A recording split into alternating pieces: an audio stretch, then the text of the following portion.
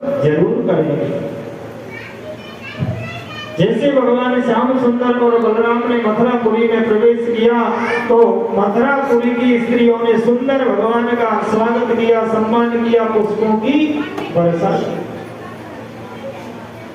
भगवान श्याम सुंदर थोड़े और आगे बढ़े, धोबी मामा से भगवान की भेंट हुई। धोबी घाट पहुंचे, भगवान यमुना जी के तट पर मथुरापुरी में है। बाल बाल कन्हैया से कहने लगे, लाला वस्त्र तो बहुत सुंदर है, तेरी कृपा हो जाए तो हम भी देखते हैं।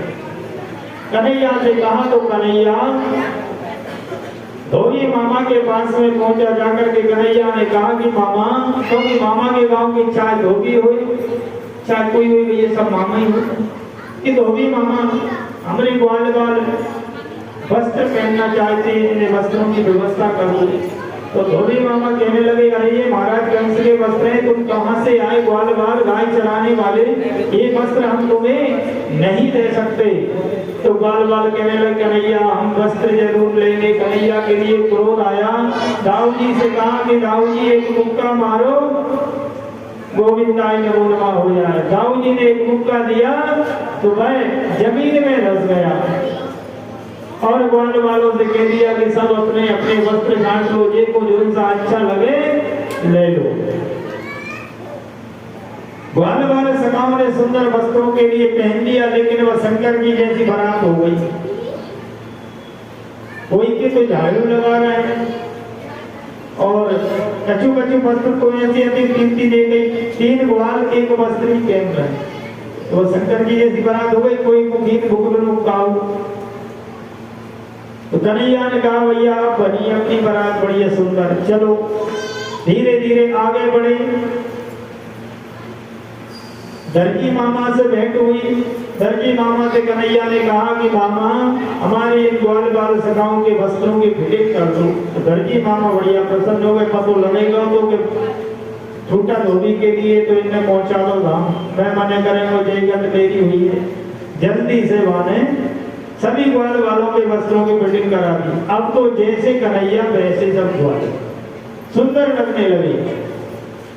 भगवान के माथे पे चंदन था, भगवान अपने गले में माला धारण किए हुए थे। भगवान ने विचार किया, मेरे सखाओं के गले में माला नहीं है, मस्तक पर चंदन नहीं है। थोड़े और आगे बढ़े,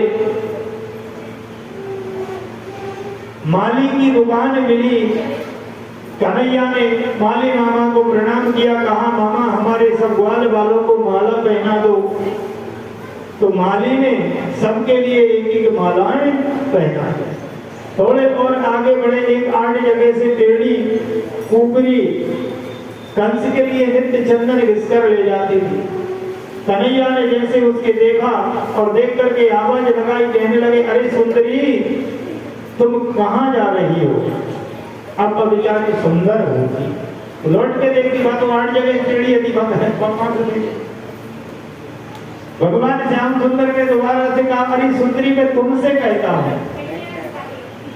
वहां ने सोचा हो सकता है मुझसे ही कह रहे, वैसे मैं सुंदर तो नहीं हूं, पलट के देख लो। ऊपरी ने पलट कर देखा तो भगवान श्याम सुंदर कहने लगे, हाँ मैं तुमसे कह रहा हूं।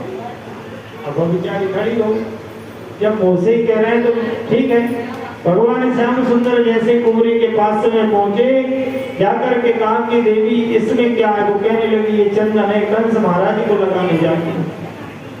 कन्हैया कहने लगे, कंस महाराज को तो चंदन तुमने बहुत लगाया है देवी, आज हमारे ग्वाल बाल सखाओं के लिए चंदन दे।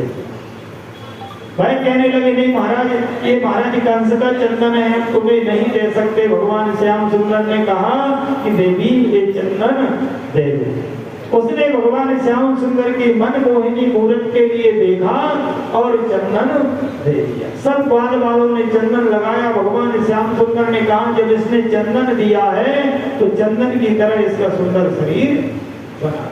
भगवान श्याम सुंदर ने अपना एक पैर उसके पैर पर रखा, दाढ़ी से हाथ लगाया, 8 जगह से टेढ़ी कुंवरी के लिए सुंदर बना दिया। बोलो वृंदावन बिहारी लाल की। तो हमारे भगवान श्याम सुंदर ऐसे, उसका नाम सुंदरी भगवान ने कहा तो सुंदर बना दिया, उसका नाम कुब्जा था।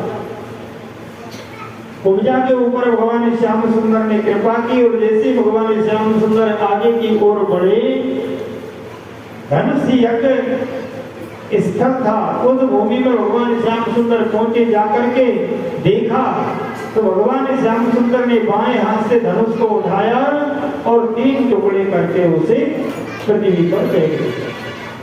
अब जैसा धनुष टूटा, ध्वनि हुई, कंस ने पूछा कि भाई ये आवाज किस बात की है, ध्वनि किस बात की है? तो कंस के अनुयायी कहने लगे महाराज धनुष टूट गया।